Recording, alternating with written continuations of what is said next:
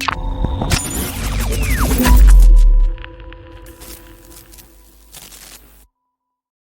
guys, welcome to the Church Split. My name is Will, and today we're talking about the 21 Christians versus an Atheist Jubilee video that recently dropped. Alex O'Connor, also formerly known as the Cosmic Skeptic, just debated 21 Christians on a panel at Jubilee. Now, if you're not familiar with Jubilee, they're a channel that tends to have a lot of arguments and debates amongst two opposing groups. People really like the contrasting groups. They usually have a special format and how these people engage in their disagreements and in their arguments. And this is a kind of a new one that they've been doing, where one person makes a claim in the middle of the room, and anyone who wants to take them on in a debate runs to the chair in the middle, and then they have up to 20 minutes to have a discussion on that claim. But that 20 minutes does continue to count down, so people can vote each other out by raising red flags. If the majority vote them out, then they are no longer able to have that conversation, so the timer gets paused, and then they start from the top until they run out of time. So it's a pretty interesting format, but also I'm not sure if it's really conducive for helpful conversations, because I'm actually going to have a friend on the channel, and he is on that Jubilees video. It is Than. You're going to see him here in a minute in one of the clips I have pulled up of him. But one of the interesting things that happened in this video is that Than actually tries to lay out a very specific case for the case of the resurrection and gospel reliability to Alex. Now, here's the thing. I really like Alex O'Connor. I think he's very polite. I think he's actually a very decent human being, from everything I can tell anyway. He's very polite. He's very kind. He's very cordial to the people he's having an engagement with. Although I'm kind of at the point where I'm not sure if I can consider him a very serious thinker.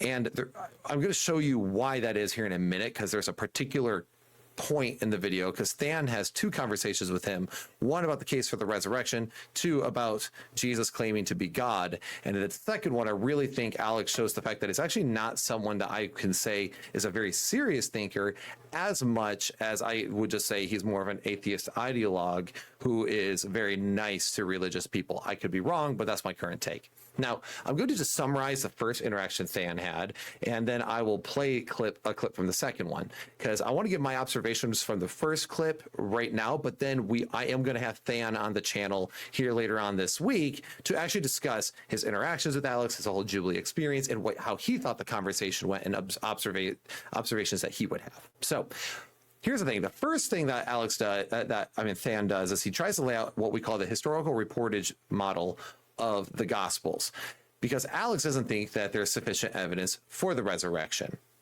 Now, the conversation is really interesting. You go check it out. It's about halfway through the video if you want to go look at it. But what ends up happening is that actually Alex doesn't really let Than get it off the ground. Because Than is actually really precise. He actually had a debate with Matt Dillahunty not too long ago, and he's very precise at laying out a good epistemological foundation for belief. But he's a bit more, what's the word I'm looking for, sophisticated in his approach that can sometimes get a little lost in the weeds for normal people. And actually, I think that's probably where one of the detriments for Than's approach went to. I think he tried to lay too much out in too short of a time. But also, as Than mentions, is that the idea of the evidence for the resurrection is a multifaceted approach, and it covers many fields. That's what I'm trying to say. There you go.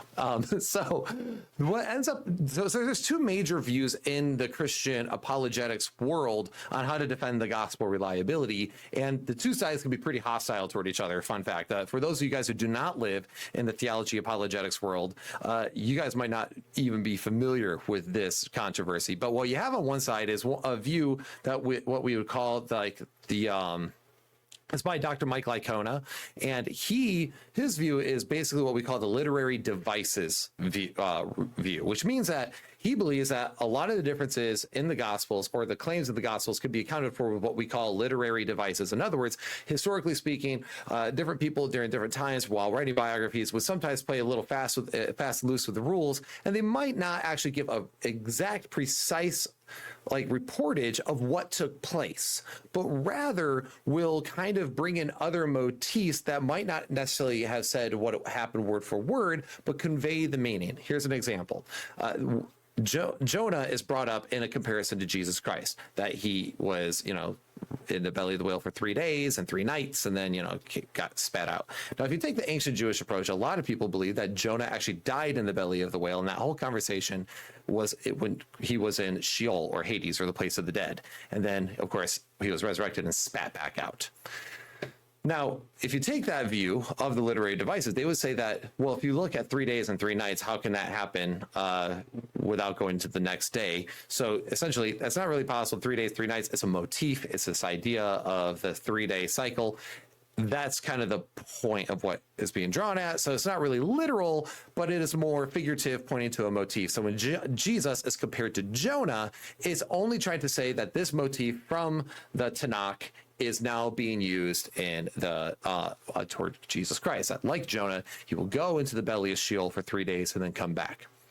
And so it's more imagery than it is literal. And people who might be familiar with something like, I'll take an extreme example like Revelation, they might see the reason, like good reason to believe in this, because there's a lot of motifs in Revelation that are very figurative, but have real world application. In other words, something might be more concerned with making a theological point than a literal historical point. So that is kind of what some people are saying, like, hey, okay, so the Gospels are reliable, but some of the motifs that you're going to find in them, some of the claims, like maybe the people who are come out of their graves after Christ's crucifixion, or the Jonah thing and other stuff, might just be what we call literary devices that people used in history to kind of emphasize a certain point, as opposed to reporting actual historical events. Okay, now we have the literary device view of Mike Licona. Now you have this other view, which is the historical reportage model, which is rising in popularity, and probably the people who are most familiar with the works of the likes of Dr. Lydia McGrew, Dr. Tim McGrew, or Dr. Jonathan McLatchie, they will be familiar with this view, which is the idea that they actually are not literary devices. What they are is actual historical eyewitness testimonies of the Gospels. And so these are not things that people are making. That's why they mentioned making up facts. They're not making up these things. These are not literary devices at all. They're not trying to point to theological meaning. They're actual events that took place when understood within their proper context. Okay. And so a lot of people who are big epistemology snobs, as I like to put them, okay, and I love epistemology, so don't take that as an insult. I could be an epistemology snob. Okay, we've all been snobby about stuff. It's a thing. But when a lot of them will be like, I don't like Mike Licona's view because it seems like I can't actually nail down what are true facts and what are not true facts, as opposed to a false fact, I suppose. Anyway, then the historical reportage model, though, says that you can explain a lot of the stuff if you understand eyewitness testimony and how eyewitness testimonies actually play out in real life. And one of the examples they'll bring up, and Than does, is the undesigned coincidences. And let me give you an example of what that looks like. An undesigned coincidence would be something like the Gospels having weird little details in them that no one would be able to just come up with. It'd be like if a crime took place and I went around with a piece of paper and had everyone who witnessed the crime write it down. And what you might have is details in certain people's testimonies that are in one document, but not in the other. However, when you combine the details together, they corroborate so well, it had to have been done by eyewitnesses.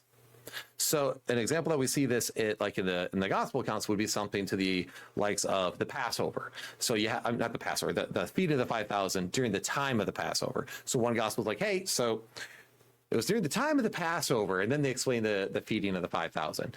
And then you turn around and you go to another gospel, and the gospel, that gospel account says, hey, this feeding of the 5,000 took place. Everyone sat down on patches of green grass.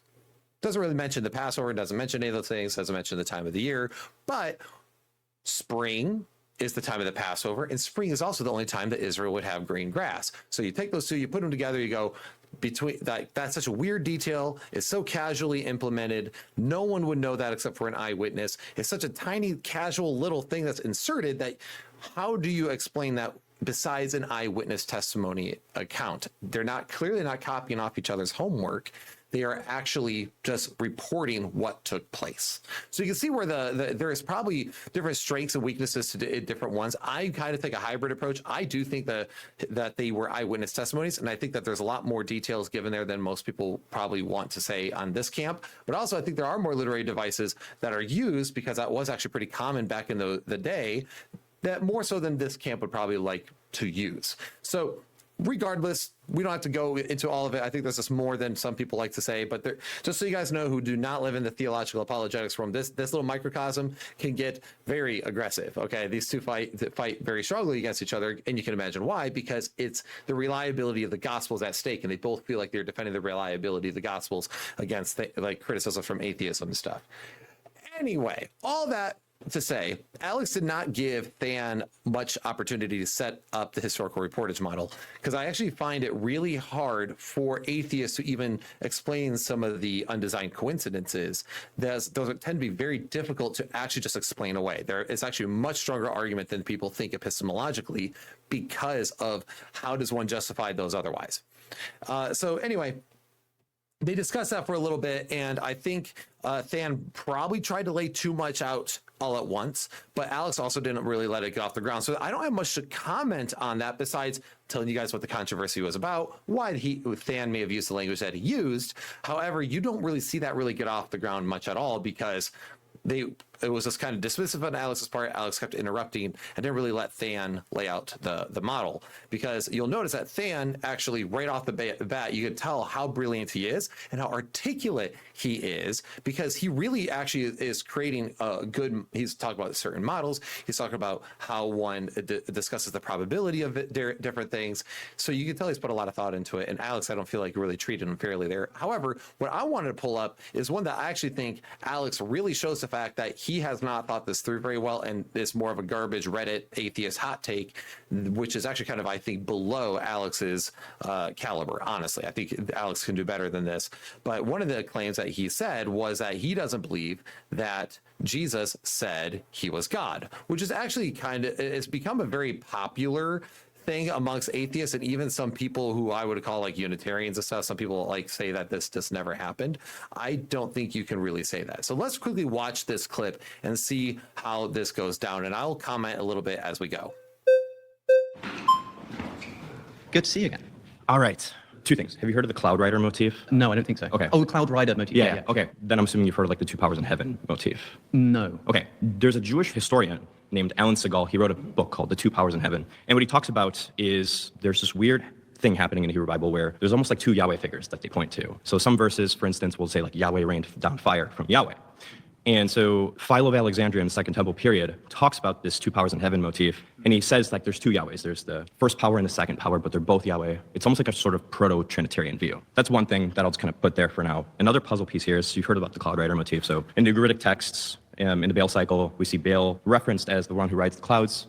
And I think you can see that actually adopted by the Israelites in the Hebrew Bible as well. So Psalm 104 is like an exaltation psalm and actually talks about Yahweh being the one that rides the clouds in heaven. He is the king. I see that as kind of a polemic of calling Yahweh the king over Baal. This is actually a very strong point that Than is making. I mean, Alex didn't cut him off. He let him actually lay out some groundwork here, which is nice. Because if you understand that the Cloud Rider is something that is only given to Baal, and it's actually something that's also kind of attributed to Zeus, by the way, and then that they call the Son of Man that the Son of Man is the Cloud Rider, and then you see that motif return in the New Testament, that the Cloud Rider, he who rides on, even like the reference is lightning being associated with Jesus, which is also a Zeus thing, who's the king of the pantheon, who's the god of all gods on the Roman model and the Greek model, Zeus. So this is actually a really strong historical point. And this was interesting when you have someone like Alex who says, I'm interested in the historical evidence of this thing when he talks about the resurrection. Meanwhile, the historical evidence, and everyone agrees pretty much in the scholarly world, unless you're being an absolute hack, that like, no, if you understand Old Testament motifs and Ugaritic texts and the ancient Near Eastern world, these were claims of deity and clearly written as a polemic against Baal in scripture. And we see a lot of polemics like that. Genesis 6 is one of those. We see, like you said, in Psalms, we see that sort of polemic happen all the time, where the biblical writers will actually correct the theology of the pagans by using their imagery onto Yahweh. And then we see that same imagery returned when it comes to Jesus. Were you on the same page there? Sure. Okay. In Daniel 7, you'll see a messianic. By the way, can you see that? Sorry, I didn't mean to cut him off. But this part irritated me. He's like, okay, do you see that there? And then somebody, if you look at this, I don't know if I can get to show on my screen. Somebody raised a flag on that. some Christian in that circle like thought that was a red flag worthy just to lay down the Cloud Rider motif. Like what? Anyway, okay, all right, I'll let him continue now. I apologize. Passage there about how God will come down, and you'll see the Son of Man come, riding in the clouds of heaven, and his kingdom will be an everlasting kingdom. Do you think Daniel thought that the Son of Man was going to be God, since he says that he's riding on a cloud? This is a really interesting point. And I don't think that he did, because he was a Jewish writer. I lean on saying yes, but I don't know if I can say Do that you with think like absolute certainty. the Is that prophet fair? Daniel was expecting the Messiah to be God? Why not? I mean, he could be, right? I mean, he very well could have been. Now, he's like discussed as a Jewish writer because, you know, the Jews have historically believed that the Messiah was not going to be God. But also, from what I understand, this was actually a controversial point, which is why some Jews actually did accept Jesus to be not only the Son of Man, but also God himself. This is why that happened, because it wasn't a fully new motif. Was it the mainstream Jewish view? No. But this is why Than said it's an interesting point, and you can go either way on that. But anyway. I think so. Oh, sorry, but the Son of Man to be God. who is that's a motif only applied to God. So you have this Cloud Rider motif. So by the way, I do think that there are multiple things which people, even in Jesus' time, thought only God could do. Things like forgiving sins. And when Jesus does these things, he's not doing so in order to prove that he's God, but in order to prove that the Son of Man has the authority to do I that completely too. agree. I completely agree. This isn't that kind of an argument. This is an identification thing. So where's Jesus claiming to be Yes, God? that's where I'm going. So we have these puzzle pieces in place. Sure. If you fast forward to Mark's gospel, and I'm going to use Mark. Let's do Mark. Jesus before Caiaphas in Mark's gospel, Caiaphas asks him, "Who are you?" And instead of just explicitly saying, "I am God," Jesus quotes Daniel 7, saying he is the Son of Man, the human one, who will ride on the clouds, and calls himself the second power. So you have this two powers in heaven motif. The two powers, they're both God, and the Cloud Rider motif, and the Son of Man. He's quoting Daniel 7 to identify himself. After that, Caiaphas tears his robe and cries blasphemy. Now, right here, Caiaphas says this is blasphemy, right?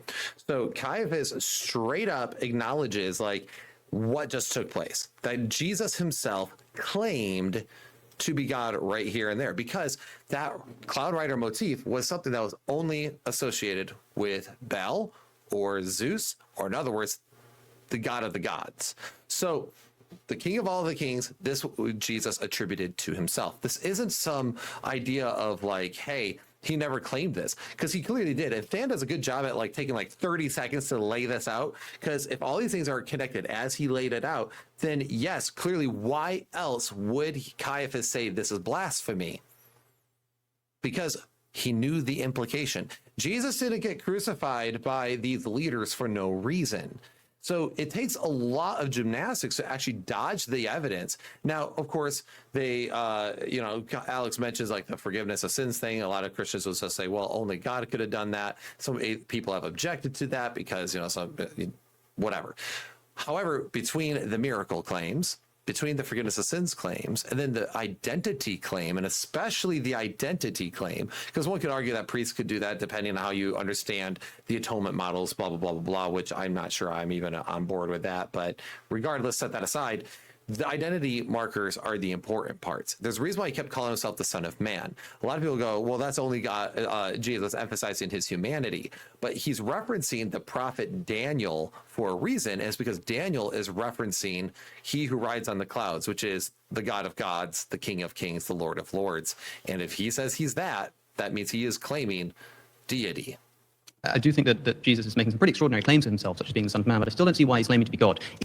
Again, why are people raising their flags here? Yeah, this actually kind of depresses me when I was watching this a little bit, because I was like, I feel like some of these Christians like don't understand the precision that Than is actually working with here. But I also think it's because sometimes Christians don't always have a very precise apologetic to the atheist objections. But I'm over here like, stop raising flags, let them cook.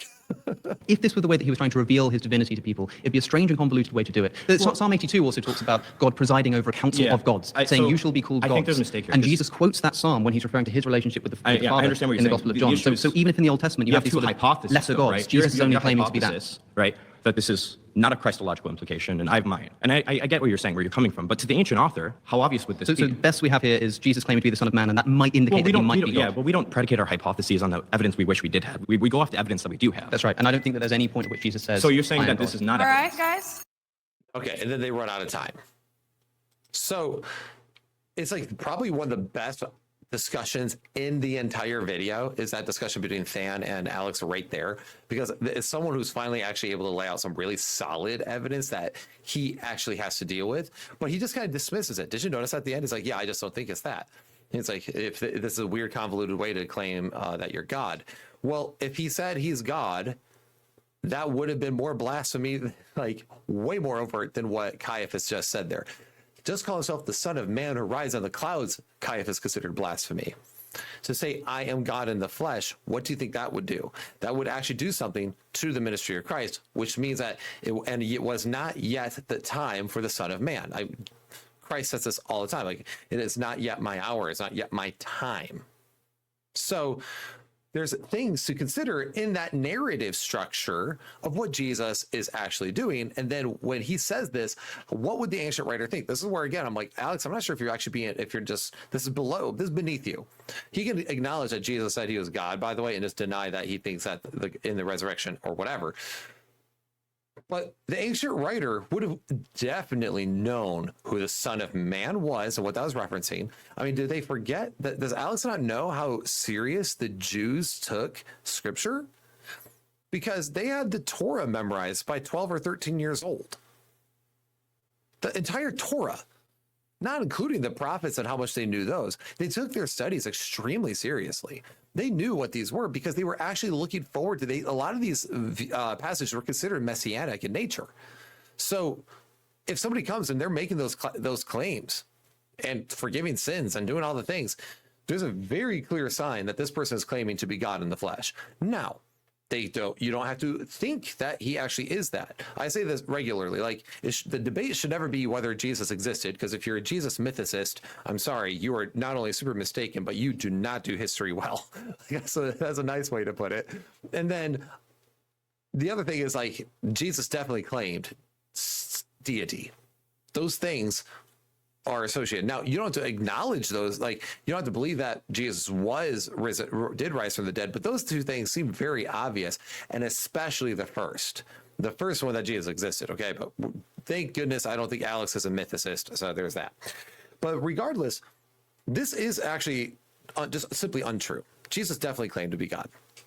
And when you bring up like something like the Gospel of John, someone like Alex was going to say John was written later, so you just can't trust it, which also should tell you something when somebody has to just dismiss the historical data outright and just say, oh, it's too far from the source for their liking. But bottom line is, there's a reason, again, why Jesus got crucified, because he claimed to be the Son of Man. And Alex just dismisses it out of hand, just saying, so it's just the closest thing you have is that he's claiming the Son of Man. It's like, yes, but what did that mean? What did that mean to the ancient reader? And what it would have meant is that it's he who rides on the clouds and is at the right hand of God. And as he said, the two Yahweh motif, that this is God in the flesh. So anyway, it's really fascinating to watch. I really do enjoy Alex, but Than is a beast, and he actually works with Aspiring Philosophy with Michael Jones, and he debated Matt Dillahunty, so you should definitely check him out. He's actually really a really nice guy, really good dude. We should definitely support his work, and he did a really good, excellent job, I feel like. I just think at the first one, when it came to the resurrection, he probably was trying to lay out too much data, but also I'm not sure if that's the case as much as Alex was just interrupting him, not really letting him get to the thought off the ground much. So anyway, did you watch the video? What did you think about it? Keep an eye out, because I will be having an interview with Than on this channel about this very topic. So take care, guys. We'll see you in the next one. Don't forget to like and subscribe. Check out all the links in the description below, including the One Life Network, the Patreon, order my book, all those good things. But we'll see you next time. So may the grace of our Lord Jesus Christ dwell with you all richly. Take care, and God bless.